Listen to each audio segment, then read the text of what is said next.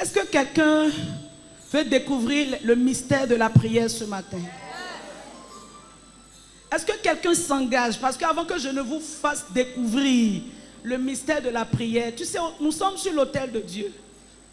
Et Dieu te voit. Ou bien, Dieu te voit. Parce que Dieu est venu ce matin te recruter. Non, tu n'as pas compris. Je dis que ce soit les instrumentistes ou qui que ce soit dans cette église ce matin, Dieu est venu pour te recruter.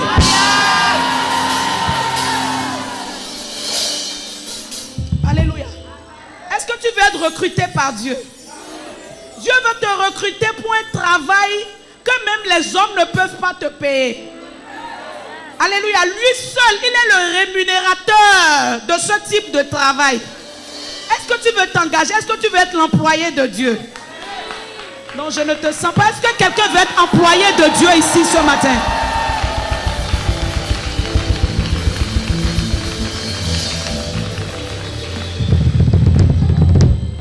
Dieu cherche des personnes sur qui il peut compter. Des personnes avec qui il va faire une alliance. Des personnes à qui il va confier des choses, des secrets du royaume.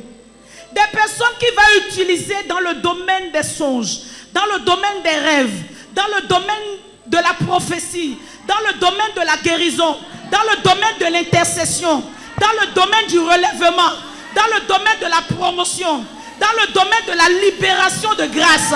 Tu n'as pas besoin de garder un micro comme moi. Non, non. Tu vas rester à ta position où tu es, dans ton foyer où tu es, dans ta maison où tu es, et être une source de bénédiction pour les nations. Ta manière de dire Amen me dérange.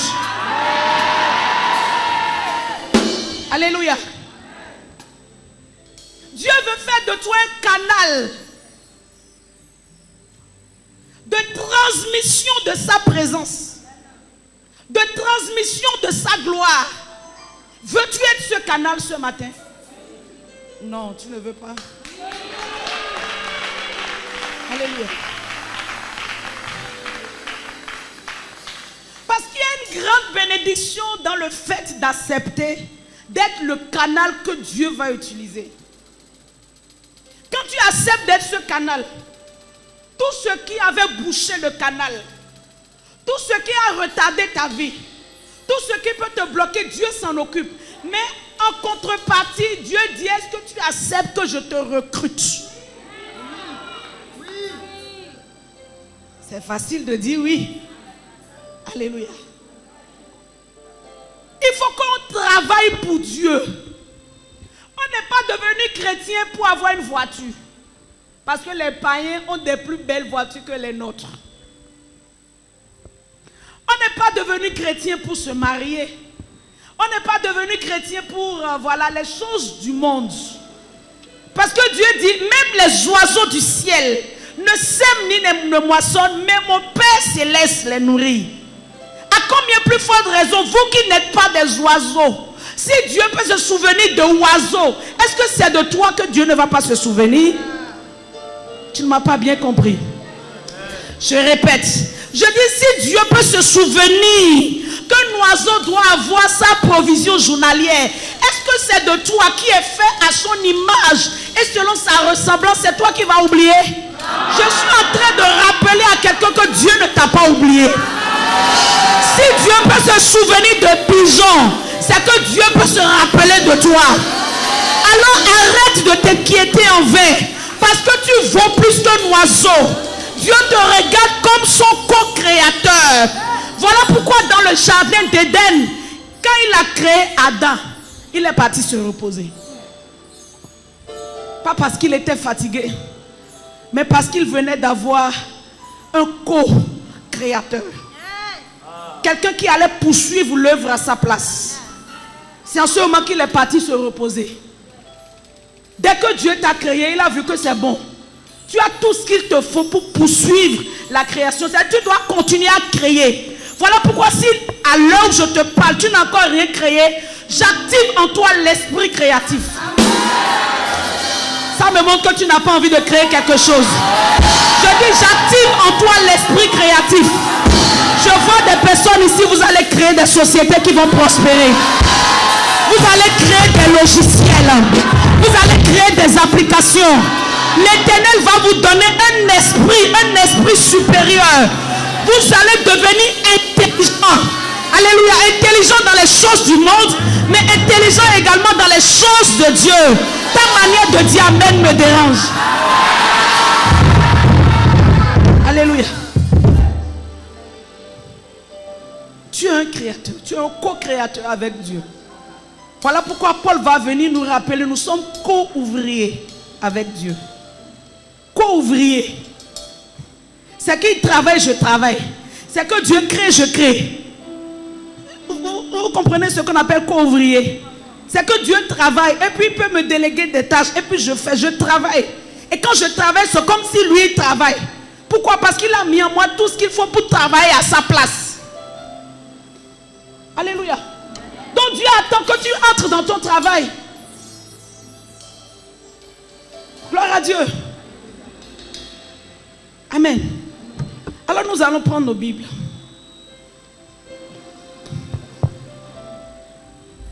Lévitique 6:6. Lévitique 6:6. Je vois l'autel de quelqu'un en train de prendre feu. C'est pas pour rien que Dieu t'a appelé à ce culte aujourd'hui. Dieu va te brancher à la source céleste. Tu as été débranché, je ne sais pas par qui, mais ce matin tu seras rebranché. Et le courant qui passe dans la source électrique de Dieu, ce même courant avec le même débit passera dans ta vie.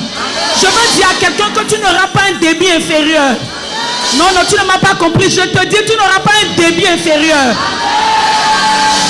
Parce que tu sais, il y a des appareils dont le débit n'est pas bon. Le débit de puissance est insuffisant. Si tu as un groupe électrogène qui ne peut pas tenir tous les appareils de cette église, que tu prends un groupe de 5 kVA, ça ne portera pas cette maison parce que la puissance que libère cette maison en matière de climatisation, d'appareils, d'instruments et tout dépasse la puissance du groupe que vous avez envoyé. Alléluia. Mais toi, je te vois en train de devenir un instrument avec un débit de puissance. Alléluia. Parce que lorsque les chrétiens ne libèrent pas un débit de puissance, il y a des esprits qui peuvent les vaincre. Beaucoup sont malmenés par plusieurs esprits simplement parce que le débit de puissance qui sort d'eux n'est pas fort. Parce que je vais vous dire une chose, chaque esprit, que ce soit esprit de Dieu, que ce soit esprit venant du diable, tous ces esprits émettent des puissances. Alléluia. N'oubliez pas ce que je vous dis. C'est des choses très importantes pour votre croissance. Et pour vous challenger dans votre vie de prière. Si vous ne comprenez pas que chaque esprit qui vient vous attaquer a une puissance. A une puissance. Alléluia. L'esprit d'immoralité vient avec une certaine puissance. Et lorsqu'il est libéré, il peut attaquer la vie d'un chrétien. Il détruit la vie de ces chrétiens. Au départ, c'était quelqu'un de pieux, quelqu'un de bien. Il aime Jésus. Mais il se voit rattrapé par un esprit qu'il n'arrive pas à maîtriser. C'est ce qui explique que beaucoup de chrétiens sont encore en train de lutter dans des péchés où ils devaient déjà avoir la victoire depuis. Mais tu les vois, ils sont chrétiens depuis 10 ans. Mais c'est eux qui sont encore, chaque jour, ils sont frustrés. Chaque jour, ils sont énervés. Pourquoi je n'arrive pas à sortir de ce lien? Pourquoi je suis rattrapé encore par cette manière de faire? Pourquoi? Et puis chaque jour, on retombe dans le même péché. Alléluia. Croyant que Jésus n'est plus de Jésus. Non, Jésus en toi. Le problème, c'est que tu n'as pas compris que dans le règne spirituel, on fonctionne par puissance. Si l'esprit qui attaque a une plus grande puissance que toi, il va t'écraser.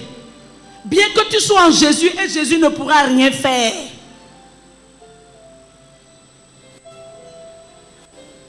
Il faut comprendre bien ça.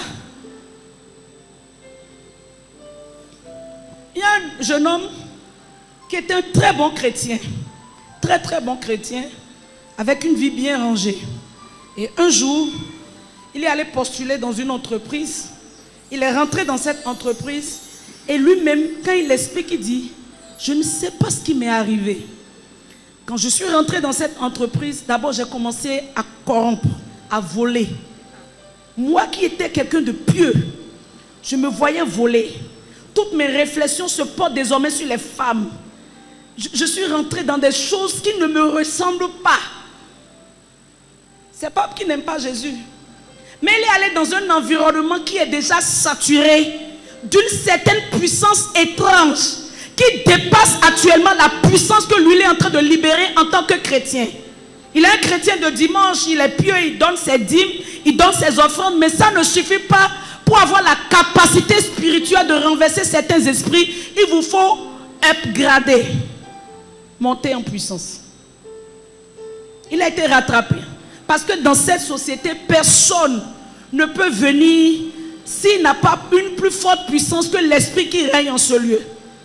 Dans des environnements, voilà pourquoi, avant de chercher la gloire, le prochain niveau, avoir des titres, c'est bon. Mais il faut se demander, est-ce que j'ai la puissance pour contrecarrer les esprits qui attaquent ce genre de titres? C'est bon d'être responsable des ressources humaines. C'est bon d'être chef comptable. C'est bon d'être directeur d'entreprise, de tout ça là. C'est bon. Mais n'oublie pas que chaque niveau, alléluia, chaque niveau dans la vie a son lot de combat, a son lot d'attaque et a son lot de puissance. Et si tu n'es pas bien préparé dès le bas, quand tu étais peut-être ouvreur de porte, quand tu étais simplement un simple assistant, c'est en ce moment que tu dois faire le plein d'énergie, que tu dois, n'est-ce pas, renforcer tes capacités spirituelles afin de monter. Parce que quand tu vas monter, il faut savoir qu'il y a des éléments de la nature qui vont te repérer. Parce que quand on monte là, tout le monde vous voit monter. Est-ce que j'ai menti? Quand vous montez là, vous êtes dans les hauteurs, vous êtes en train de monter. Quand vous étiez en bas, tout le monde ne pouvait pas vous voir. C'est-à-dire tous les esprits qui se meuvent sur la terre. Quand vous êtes en bas, voilà, vous êtes un jeune chrétien, vous débrouillez un peu, personne ne vous voit. Mais quand vous commencez à monter, vous serez davantage visible, non seulement dans le règne de Dieu, mais vous serez davantage visible dans le règne de Satan. Et alors, des esprits qui ne vous calculaient pas avant, des esprits qui ne vous attaquaient pas avant, vont voir, ah, il y a un autre esprit qui est en train de monter en puissance. Il faut qu'on aille l'attaquer. Chaque niveau a son lot de combat. Je ne sais pas si vous êtes en train de me comprendre. Parce que bon, c'est facile de venir vous dire, bon, voilà, prier le matin, vous devez prier le soir, vous devez avoir une vie de prière. Je ne suis pas venu pour vous donner des leçons. Non. Parce qu'on a déjà prêché ce genre de message. Tu dois prier 15 minutes le matin. Non, ça ne veut rien dire. Ça ne veut rien dire. Jusqu'à ce que tu comprennes pourquoi il faut que tu pries. Pourquoi il ne faut pas seulement que tu pries le matin, tu dis au revoir Saint-Esprit, on se retrouve ce soir. Beaucoup de prêtres chrétiens ont ce genre de vie de prière. Ils prient le matin, Saint-Esprit à ce soir. Puis le soir et puis c'est fini. C'est-à-dire le Saint-Esprit, voilà, on l'invoque occasionnellement. Oh, vous êtes des êtres spirituels. Je fais du bien à quelqu'un ce matin.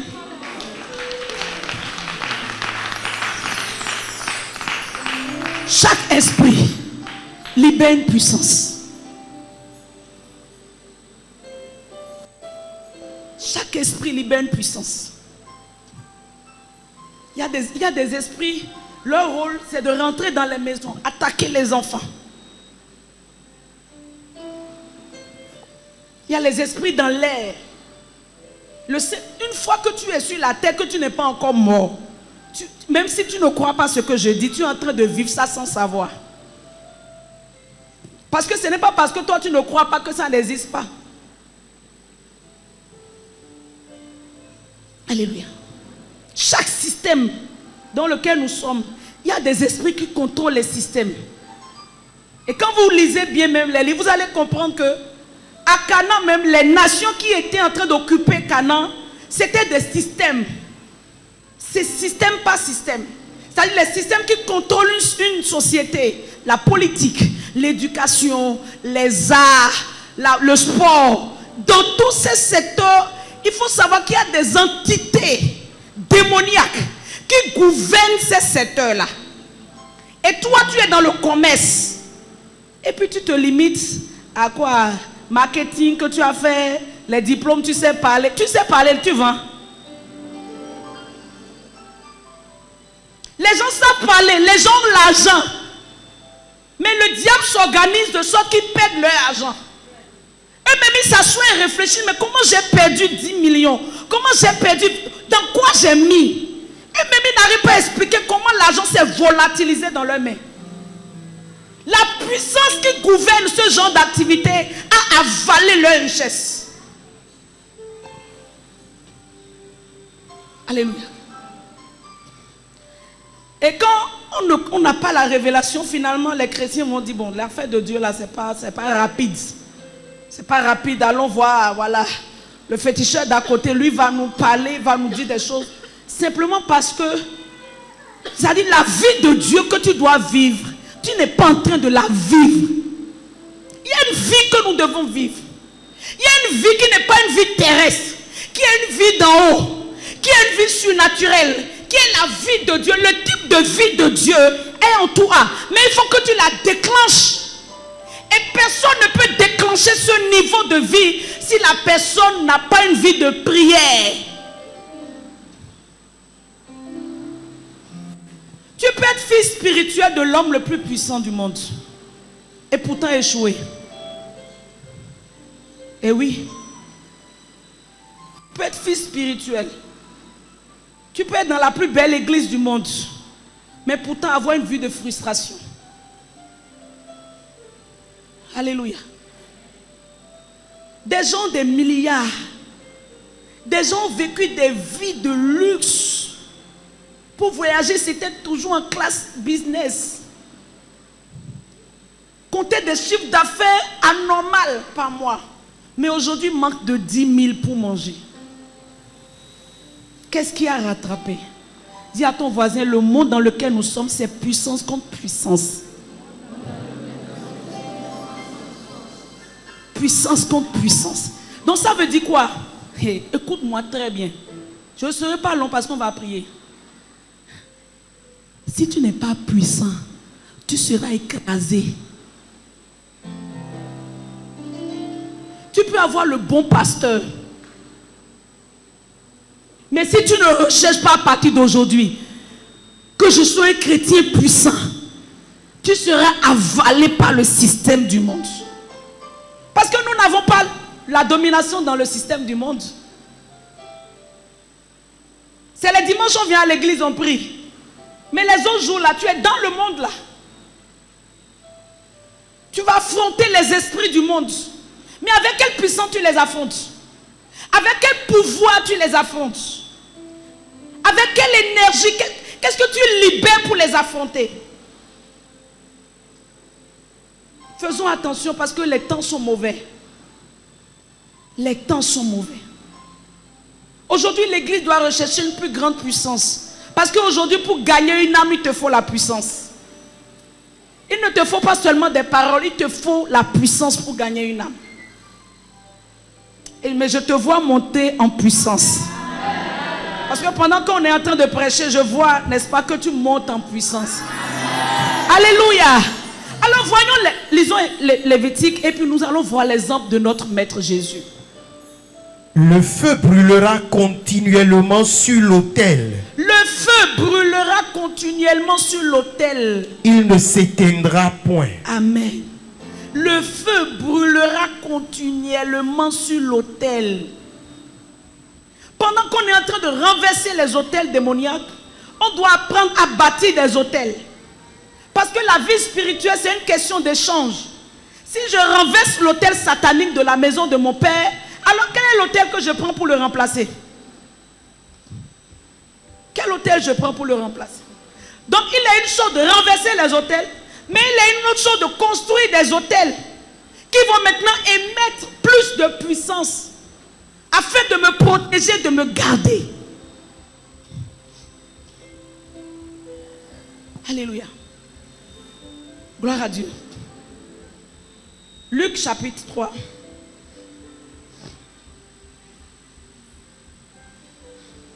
Luc chapitre 3, verset 21. Zacharie 12, verset 10. Tu prends d'abord Luc. Est-ce que ça te fait du bien ce message? Alléluia. Tout le peuple se faisant baptiser, Tout le peuple se faisant baptiser, Jésus fut aussi baptisé. Jésus fut aussi baptisé. Et pendant qu'il Et priait, pendant qu'il priait, le ciel s'ouvrit. point, le ciel s'ouvrit. Pendant qu'il priait, le ciel s'ouvrit. Alléluia. Pendant que Jésus priait, le ciel s'ouvrit. À partir d'aujourd'hui, quand tu vas te mettre à prier, le ciel va s'ouvrir sur ta vie. L'Éternel t'enverra la rosée du ciel. L'Éternel t'enverra les anges venus du ciel pour venir te secourir dans ta prière, pour venir répondre à ta prière, pour venir te renforcer dans ta prière, pour venir te doper dans ta prière.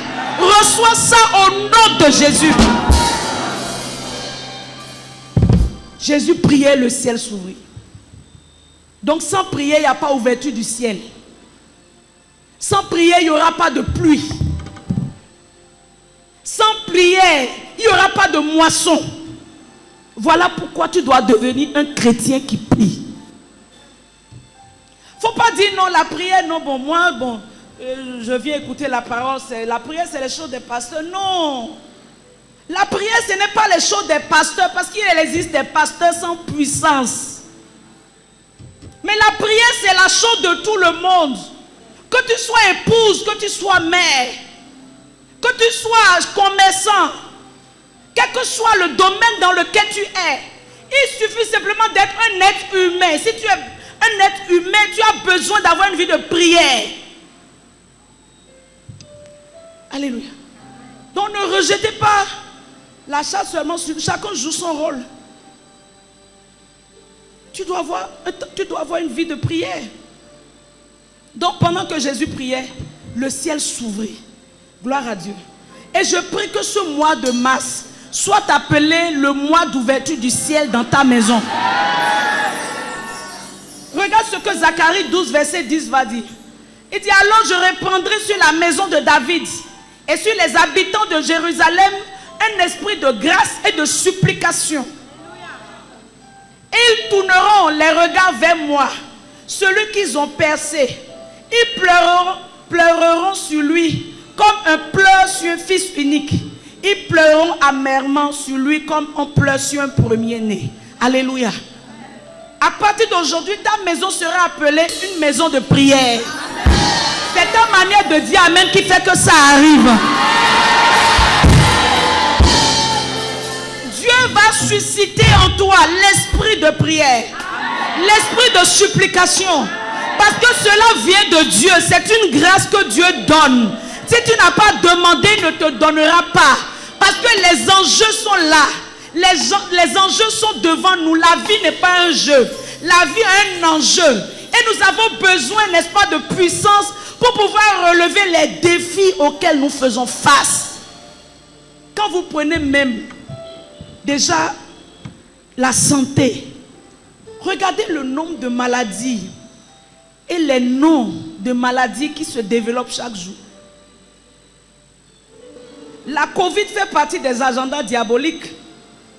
La Covid était une puissance, c'était une âme que Satan a libérée de son royaume.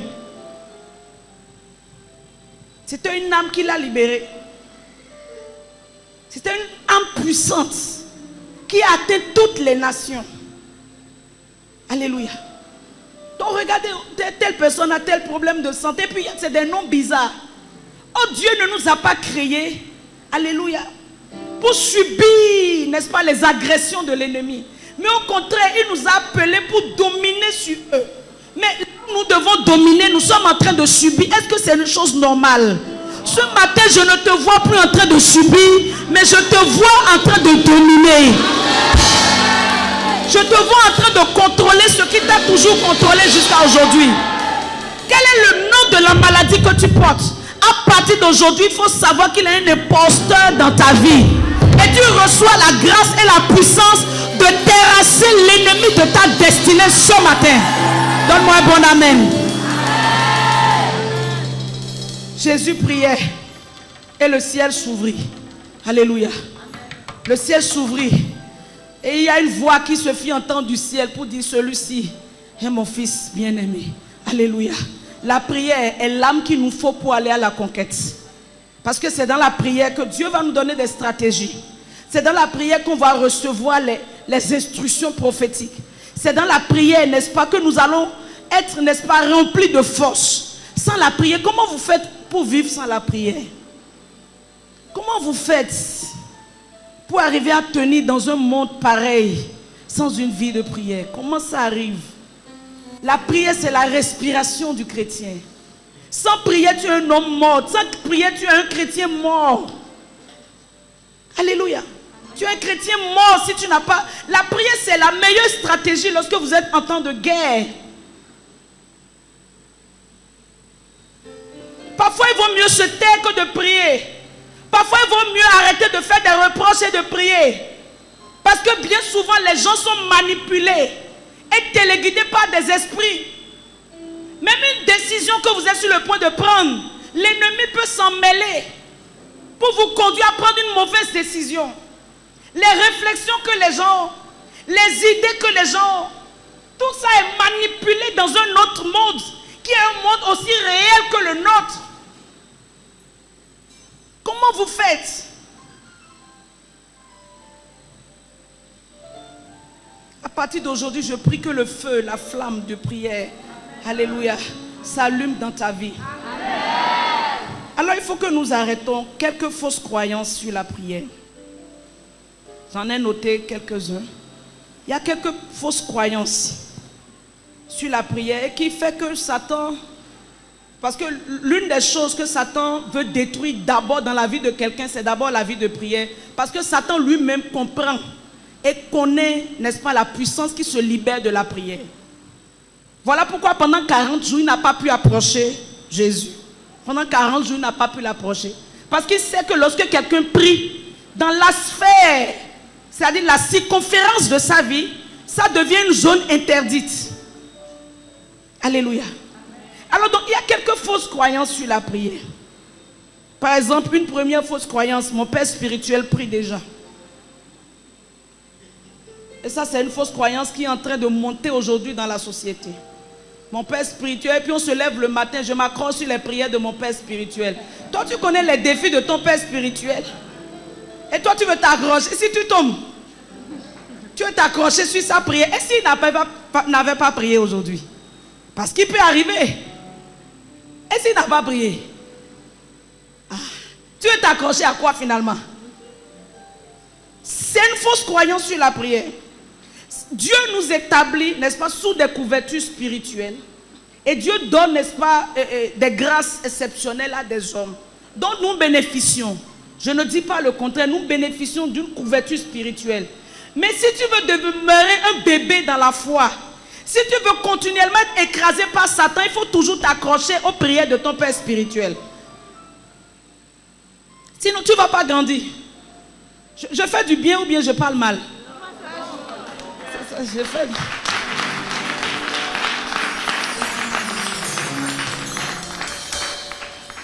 Une fausse croyance sur la prière: je suis déjà dans l'œuvre de Dieu, je sais déjà, je suis un assistant pasteur, je suis dans le cœur, je joue déjà les instruments, je lave déjà l'église. Entre laver l'église et ta vie de prière là, il y a comparaison. Donc parfois nous voulons confondre les œuvres que nous faisons dans la maison de Dieu à une vie de prière. On peut être le plus zélé dans la maison de Dieu et avoir une vie de prière de chétif qui ne produit aucun résultat. Et quand quelqu'un n'est pas en train de bâtir sa vie de prière, il faut faire attention à cette personne. Parce qu'un jour, cette personne peut vous combattre. Un jour, cette personne va devenir la personne qui sera une pierre d'achoppement pour vous. Parce que quelqu'un qui ne prie pas, c'est quelqu'un qui vit dans la chair. Or, quelqu'un qui vit dans la chair, Satan peut se saisir permanemment de lui. Il peut être, n'est-ce pas, la porte par laquelle l'ennemi de votre vie peut entrer. Faites très attention.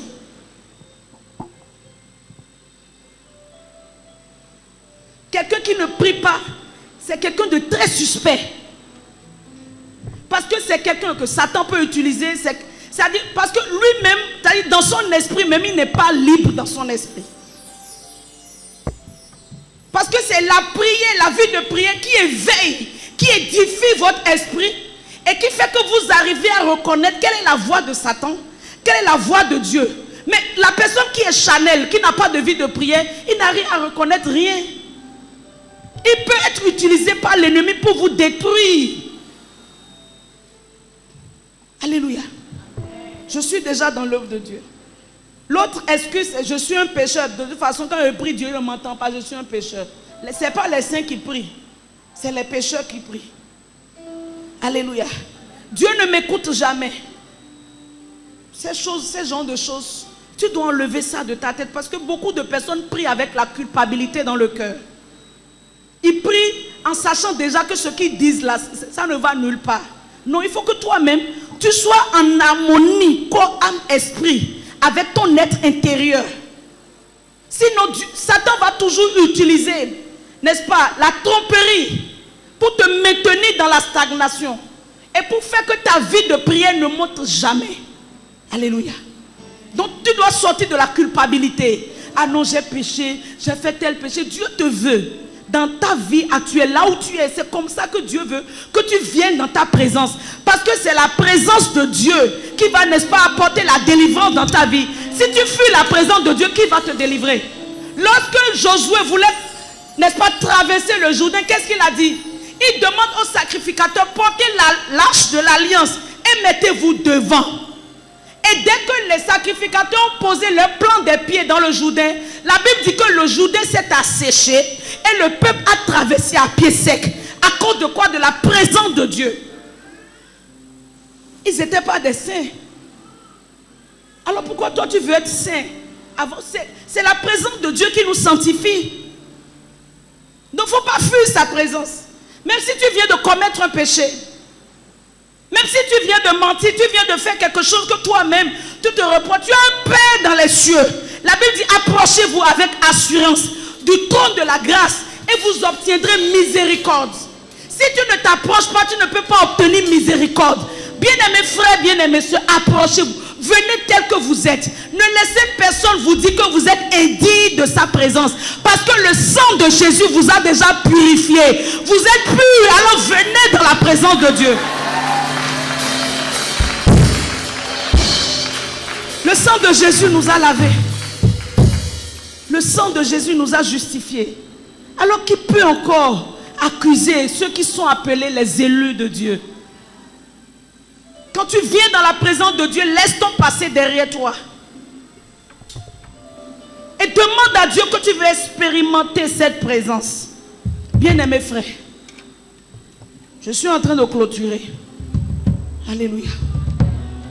Dans la vie de façon générale, il faut savoir que il nous faut tous un prix à payer. Rien ne vient gratuitement. Rien. Même la vie de prière dont je parle, tu n'auras pas ça gratuitement. C'est à force de le faire, à force d'aller, d'attendre Dieu. Parce que beaucoup, en fait, le problème que nous avons, c'est que nous ne savons pas attendre. Nous pensons que Dieu aime qu'on le cherche. Et quand tu commences à chercher Dieu, tu auras l'impression qu'il est éloigné. Mais il faut davantage le chercher. La Bible dit, cherchez-moi, mais cherchez-moi de tout votre cœur. Tout votre cœur. Alléluia. Et c'est alors que des choses étranges vont commencer à se produire dans votre vie. Je ne suis pas venu vous dire que non, il faut prier comme ça le matin, comme ça. Non. Il faut avoir le cœur qui désire rencontrer Dieu. Alléluia. Vous êtes un peuple que Dieu va bénir. Mais Dieu veut simplement que vous ouvrez votre cœur. Parce qu'il a de plus grandes choses à vous révéler. Il a de plus grands mystères à vous révéler. Voilà pourquoi si vous entendez le son de son appel ce matin, ne refusez pas de lui ouvrir la porte de votre cœur. Alléluia. La prière, gloire à Dieu. Et personne ne peut avoir une vie de prière si cette personne n'est pas visitée par l'Esprit de Dieu.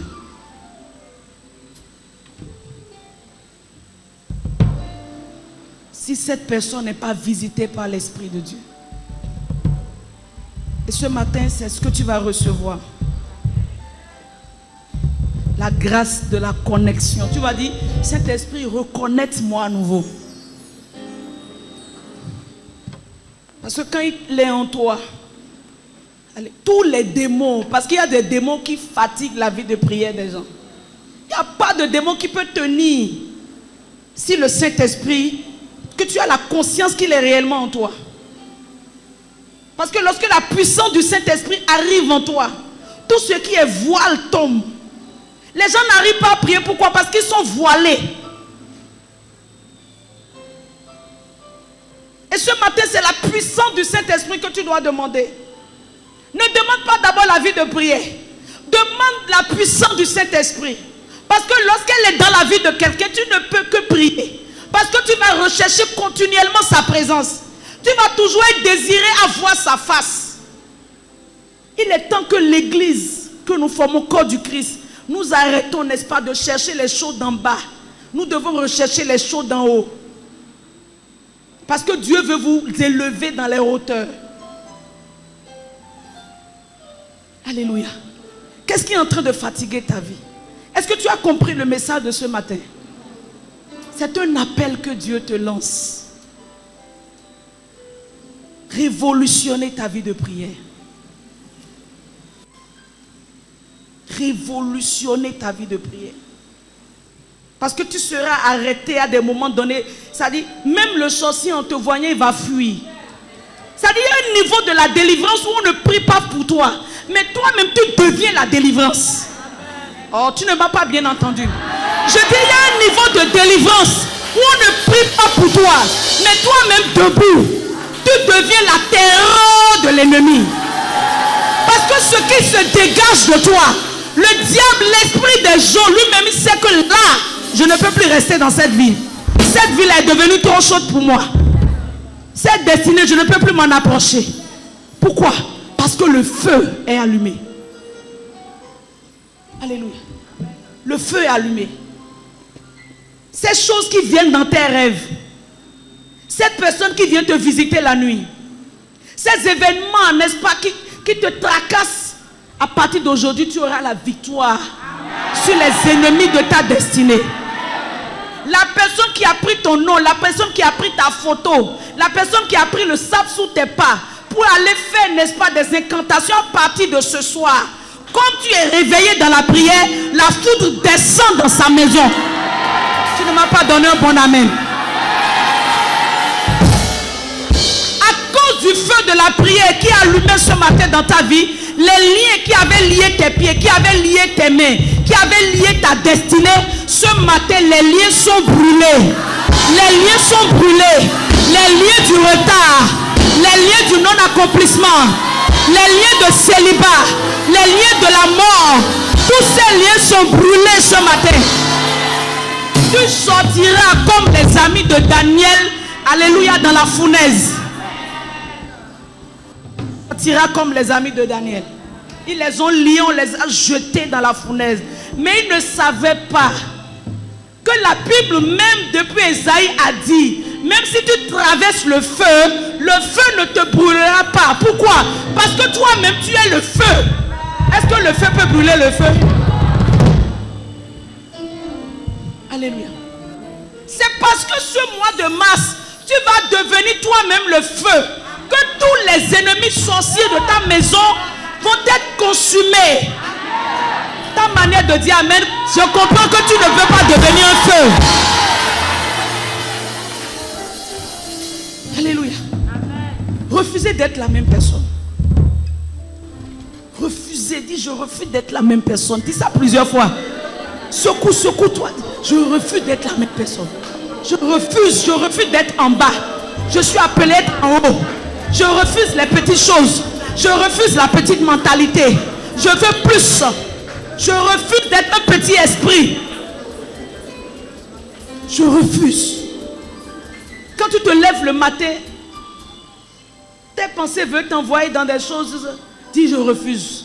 Parce que celui qui est en moi est plus grand que celui qui est dans le monde. Le temps est arrivé pour manifester la grandeur de ton Dieu en toi. Il ne faut plus que les gens se moquent de ton Dieu. Mais cela ne peut pas arriver si tu ne t'es pas préparé dans la prière. C'est le lieu où Dieu te prépare. C'est le lieu où Dieu t'infuse sa présence. Alléluia. Alléluia. Gloire à Dieu. Alors ce matin, tu vas te réveiller. Tu vas te réveiller. Et je vois déjà les anges positionnés. Parce que le mois de mars sera le plus phénoménal de ta vie. Tu sais ce que je vois? Quand tu vas commencer à prier, je vois désormais des anges qui vont venir te secourir dans la prière. Tu vas vivre des événements étranges, des choses surnaturelles. Dieu va ouvrir tes oreilles. Dieu va ouvrir tes yeux. Dieu va ouvrir ta bouche. Dieu va utiliser tous tes sens pour amener la victoire dans ta maison. Tu ne seras plus quelqu'un sur qui on crache. Mais désormais tu seras quelqu'un qu'on honore. Tu seras quelqu'un qu'on respecte. Tu seras quelqu'un qu'on attend. Pourquoi? Parce que la prière va faire venir sur toi l'odeur de Dieu. C'est le seul lieu où on contracte l'odeur de Dieu. L'odeur de Dieu. C'est dans la prière on a ça. Là où tu allais, puis on te fermait les portes. Là où tu allais, puis les gens te refusaient, on te traitait comme ça. Non, qu'est-ce qu'elle veut? À cause de l'odeur du Christ dans ta vie, tu ne vas pas arriver, la porte sera déjà ouverte. Alors je dis à quelqu'un, tu ne vas pas arriver, la porte sera déjà ouverte. Parce que la gloire dont tu seras revêtu en ce mois de mars sera appelée le manteau de feu. Alléluia. Ce mois, nous aurons la victoire dans nos maisons. Nous aurons la victoire sur la maladie. Nous aurons la victoire sur la pauvreté. Nous aurons la victoire sur toute forme d'obstacle au nom de Jésus. Ce mois sera appelé ton mois de victoire. Si tu le crois, dis-moi un bon amen. Alléluia.